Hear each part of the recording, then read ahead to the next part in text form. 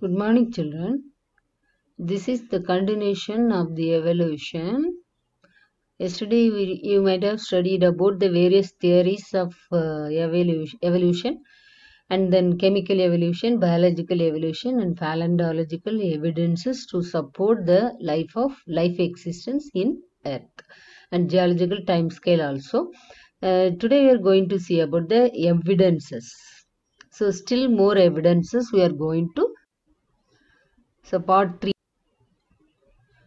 Homologous structures. Homo means same pattern, that is called homologous structures. In vertebrates, comparative anatomical studies reveal a basic plan in various structures such as forelimb and hindlimb. So, in all the vertebrates have same kind of bones present in forelimb and hindlimb such as humerus, radius, ulna, carpals, metacarpals, phalanges. Humerus is present in the forearm, radius, ulna present in the hindarm, and wrist region contain carpals, metacarpals at the palm, and fingers, phalanges. So they are similar in origin and perform different functions. They are called homologous structure, and it bring about divergent. So thorn of Bougainvillea and the tendrils of Cucurbita and Pisum sativum. Thorn in the Bougainvillea act as defense. Tendrils of Cucurbita and Pisum act as a climbing organ. Okay, homologous structures means the same pattern and different function. So, for example, fishes, amphibians, reptilian, avian, human have same pattern of bones, but differ in function. That we will see in the next slide. Then analogous structures, organs having different structural pattern but similar function are termed as analogous structures. So, example, wings of birds and insects. So, then they shows convergent evolution, and then mammals and flippers of penguin and dolphin.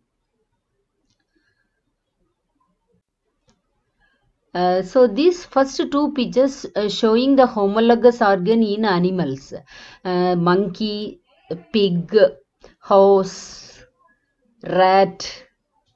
So according to their mode of life, habitat, and whale, bat, birds, human. So according to the way of life, the bone structure is slightly modified. You can see in the colored pictures also, human, cat, whale, bat.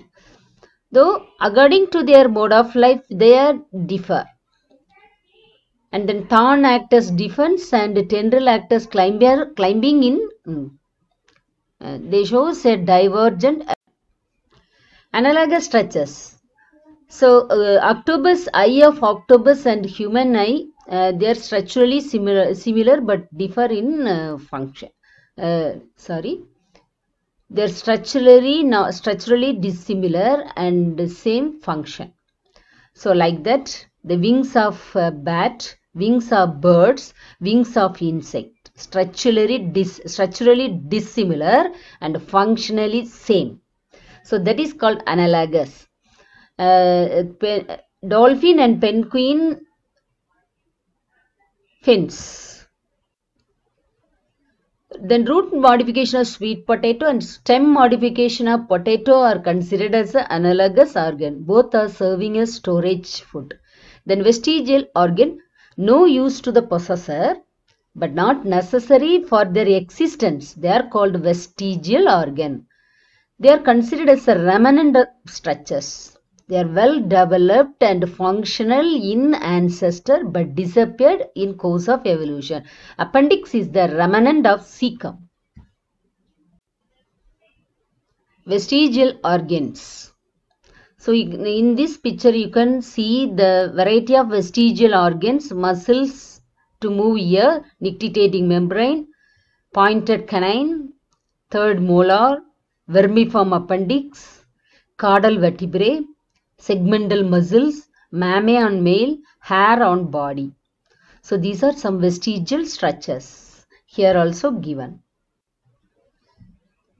So appendix is functional in digestive tract of herbivorous animals like rabbit. Due to the diet change, the human become functionless, and it is reduced as appendix. There are other examples: coccyx, tailbone, wisdom tooth, teeth, ear muscles, body hair, mammae in male, nictitating membrane. Connecting link. Organism which possess the characters of two different groups.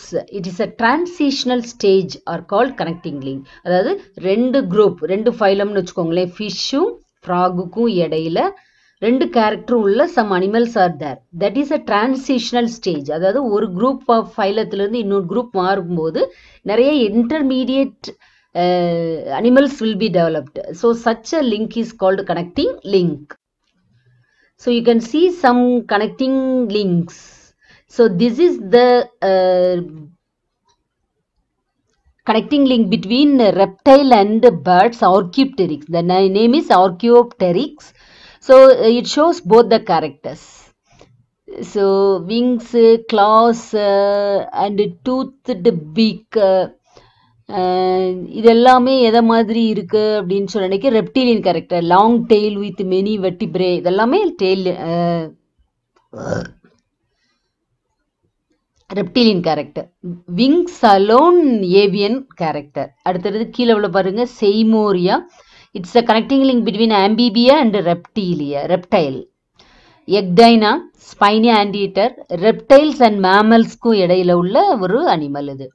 Protopterus, Bonyfishes and Amphibia க்கு இடையில உள்ள animal connecting link. Peripatus, Annelids and Arthropods க்கு இடையில உள்ள connecting link.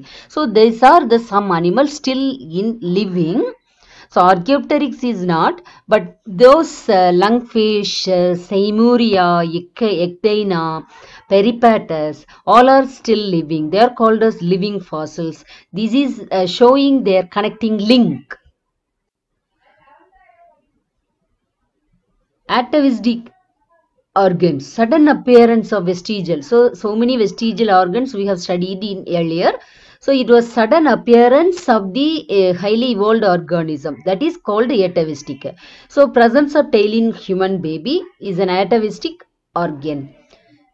Then embryological evidence, the development of heart in all vertebrates follows the same pattern of development as a pair of tubular structures, and later develop into two-chambered heart in fishes, three-chambered in amphibian. So all shows the common origin. Atavistic organ, பாருங்க, animals மாதிரி hair growth, ear muscles, tail in the baby, human being. Reptiles are four-chambered, birds and mammals have four-chambered. So it shows the common ancestry for all the vertebrates.